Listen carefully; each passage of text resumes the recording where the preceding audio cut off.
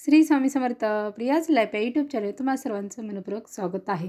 आज आपण या व्हिडिओमध्ये वर्षातील सगळ्यात शेवटची डिसेंबर महिन्यातील संकष्टी चतुर्थी ही कधी आहे, त्याचबरोबर आपल्या मुलांची एकाग्रता वाढण्यासाठी त्यांचं अभ्यासामध्ये जर लक्ष लागत नसेल आणि आपलीही एखादी मनोकामना आहे, आपली एखादी इच्छा आहे किंवा एखादं काम आहे आपलं ते अगदी कठीण आहे पण ते पूर्ण होत नाही, खूप दिवस झालेले आहेत, तर ते पूर्ण करण्यासाठी आपल्याला कोणता उपाय आहे तो करायचा आहे याची माहिती आहे ती आज आपण या व्हिडिओमध्ये पाहणार आहोत। त्यासाठी हा व्हिडिओ स्किप करू नका, तुम्हाला खूप उपयुक्त अशी माहिती आहे, त्यासाठी हा व्हिडिओ स्किप करू नका, संपूर्णपणे पहा जेणेकरून तुम्हाला सर्व काही सविस्तर माहिती आहे ते मिळेल।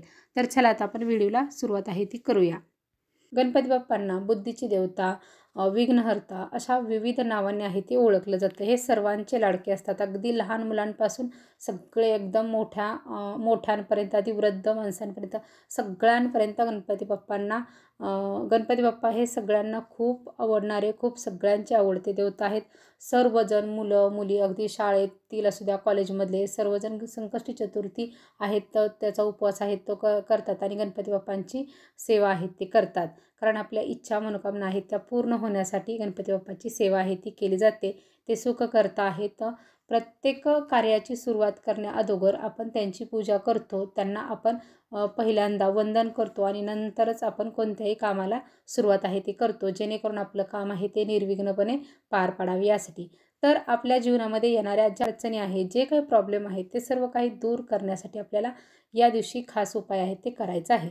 आता आपण पाहूया की वर्षातील सर्वात शेवटची संकष्टी चतुर्थी डिसेंबर महिन्यातील ही कधी आहे, तर ती 18 डिसेंबर 2024 या दिवशी आलेली आहे, म्हणजे उद्याची संकष्टी चतुर्थी आहे। तर या संकष्टी चतुर्थीला आपल्याला गणपती बाप्पांची आपण नेहमी ज्याप्रमाणे सेवा करतो, अभिषेक करतो, त्याचबरोबर त्यांची पंचोपचारी पूजा करणे, मोदकाचा प्रसाद दाखवणे किंवा त्यांना जास्वंदाचं फूल हराळी अर्पण करणे, हे सर्व काही आपल्याला व्यवस्थितपणे आहे ते सर्व काही करून घ्यायचं आहे। दिवसभर ओम गण गणपती नमः या मंत्राचा जप आपल्याला जेवढं शक्य होईल तेवढं आपल्याला करायचं आहे।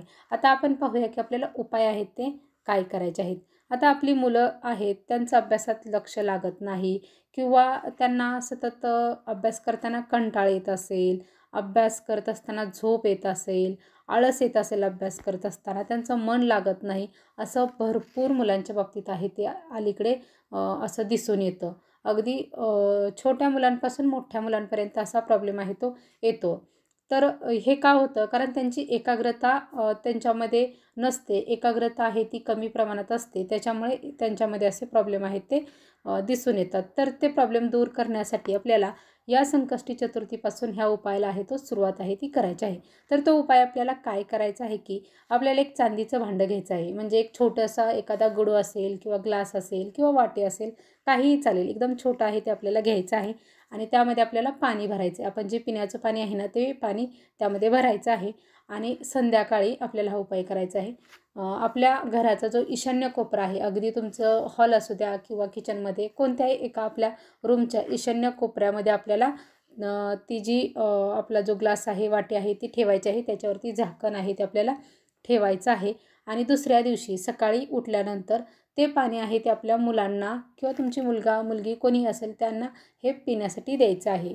हे पाणी पिल्याने काय होतं की त्यांचं जे चंद्रबल आहे ते बलवान होतं आणि चंद्रबल ज्यावेळेस बलवान होतं त्यावेळेस एकाग्रता आहे ती मनाची वाढली जाते आणि एकाग्रतेनं ती व्यक्ती जे काही काम करायचं असेल किंवा अभ्यास करायचा असेल, काही कोणतंही गोष्ट करायची असेल तर त्यामध्ये एकाग्रता आहे ती जास्त प्रमाणात निर्माण होते आणि एकाग्रतेने ते जे अभ्यास आहेत ती सर्व काही मुलं एकाग्रतेने करतात।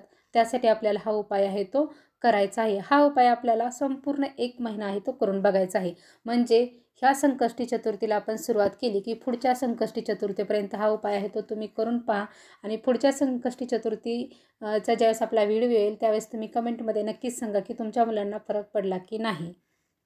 खूप प्रभावशाली हा उपाय आहे, हा उपाय नक्कीच करून पहा। आता दुसरा उपाय आहे तो म्हणजे आपली एखादी मनोकामना आहे, इच्छा आहे ती पूर्ण व्हावी असं आपल्याला वाटत असेल, खूप दिवस झाला आपण म्हणतोय किंवा आपलं म्हणजे कोणाकडे पैसे अडकलेले असतील किंवा पैशा बाबतीत प्रॉब्लेम असू द्या, अगदी तुमचा कोणतीही अडचण आणि कोणतेही प्रॉब्लेम असू द्या, म्हणजे कोणतंही असली तरीही चालेल, पण त्यासाठी हा अतिशय प्रभावशाली उपाय आहे. तर आपल्याला उपाय काय करायचा आहे की एका तांदळाचा उपाय आहे तो करायचा आहे. एक अख्खा तांदूळ आहे तो आपल्याला लागणार आहे या उपायासाठी. तर तो उपाय आपण कसा करायचा आहे की आपण दिवसभर आहे तो संकष्टी चतुर्थीचा उपवास आहे तो करणार आहोत. नंतर ज्यावेळेस चंद्रोदय होणार आहे, चंद्रोदयाचं जे टायमिंग आहे ते आपल्या कॅलेंडरमध्ये नक्कीच दिलेलं असतं. त्यानुसार आपण जे चंद्रोदय झाल्यानंतर संकष्टीचा उपवास आहे तो आपल्याला सोडायचा असतो. आता संकष्टीचा उपवास हा चंद्रोदय झाल्यानंतर चंद्राची पूजा जर केली तरच तो उपवास आहे तो आपला पूर्ण होतो आणि ह्या उपवासाचं आपल्याला फळ आहे ते मिळतं. त्यामुळे आपण चंद्राची पूजा करूनच हा उपवास सोडावा. आपल्याला ह्या व्रताचं फळ आहे ते आपल्याला नक्कीच मिळेल. आता ज्यावेळेस आपण चंद्राची पूजा करणार आहोत त्याच वेळेस आपल्याला हा उपाय करायचा आहे. चंद्राची आपण पूजा करायला गेल्यानंतर चंद्राची आपण पंचोपचारी पूजा करून घ्यायची आहे. प्रथम आपण जल आहे ते अर्पण करायचं आहे. जल अर्पण करताना त्या पाण्यामध्ये थोडीशी हळद, कुंकू, अक्षदा आणि दूध आहे ते त्या पाण्यामध्ये आपल्याला टाकायचं आहे आणि ते चंद्राला अर्पण आहे ते करायचं आहे. गणपती बाप्पांचा मंत्र म्हणत म्हणत आपण ते पाणी आहे ते अर्पण करायचं आहे. त्यांची पंचोपचारी पूजा आहे ते आपल्याला करून घ्यायची आहे. अक्षदा व्हायच्या आहेत. जो काही नैवेद्य तुम्ही बनवला असेल तोही दाखवून घ्यायचा आहे. आणि आता संपूर्ण काही आपलं चंद्राची पूजा करून झाली की आपण ज्यावेळेस आपली काही जी इच्छा असेल ती आपल्याला आता मागायची आहे. त्यातील जी अक्षदा आपण जी नेलेली ताटामध्ये त्याच्यात जे तांदूळ आहेत ना ते आपल्याला अख्खे न्यायचे आहेत. असे तुकडा किंवा असे तुकडा पडलेले न्यायचे नाहीत. त्यातील एक अख्खा तांदूळ आहे तो आपल्याला आपल्या उजव्या हातामध्ये घ्यायचा आहे आणि आपल्याला डोळे बंद करून चंद्राकडे प्रार्थना आहे ती करायची आहे की आपली जी काही इच्छा आणि जी काही मनोकामना आहे ती पूर्ण व्हावी. त्यासाठी कोणतीही तुमची इच्छा असू द्या किंवा अडचण असू द्या ती त्यांना सांगायची आहे आणि आपली ती पूर्ण व्हावी अशी त्यांना प्रार्थना आहे ती करायची आहे. आणि नंतर तो अख्खा तांदूळ आहे तो आपण यायचा आहे आपण नंतर घरात यायचं आहे आणि नंतर एका पुडीमध्ये आपल्याला तो बांधून ठेवायचा आहे. हा तांदूळ आपण आपल्या जवळच ठेवायचा आहे. नेहमी आपल्याजवळ राहावा. म्हणजे आपण जर बाहेर कुठे जाणार असेल तर आपल्या पर्समध्ये राहील किंवा जेंट्स असतील तर त्यांच्या पॉकेटमध्ये राहील. अशा पद्धतीने आपल्याला तो ठेवायचा आहे. सतत आपल्याजवळ असावा. अगदी पुढच्या संकष्टी चतुर्थीपर्यंत तुमची ती जी काही इच्छा असेल किंवा जी काही अडचण आहे ती नक्कीच दूर झालेली असेल. इच्छा तुमची पूर्ण झालेली असेल. असा हा इतका प्रभावशाली उपाय आहे. हा उपाय आहे तो नक्की करून बघा. आता मुलांसाठी अजून एक दुसरा उपाय आहे तो म्हणजे गणेश रुद्राक्ष. आता हे ज्यांना धारण करायचं आहे त्यांनी हे धारण आहे ते म्हणजे गळ्यातमध्ये घालायचं आहे ते घालू शकतात. याने ही एकाग्रता आहे ती वाढते आणि गणेश रुद्राक्ष हा आपल्याला जिथे देवाचं साहित्य मिळतं तिथे नक्कीच तुम्हाला तो मिळून जाईल. तिथून तुम्ही आणून त्याची पूजा आहे ती करून तो आपल्या मुलांच्या गळ्यामध्ये सोमवारी आहे तो आपल्याला परिधान आहे तो करायचा आहे. तो आपल्याला लाल पिवळ्या धाग्यामध्येच घालायचा आहे आणि तो परिधान करायचा आहे. पण आपली मुलं मांसाहार म्हणजे आपल्या मुलांनी मांसाहार आहे तो करू नये.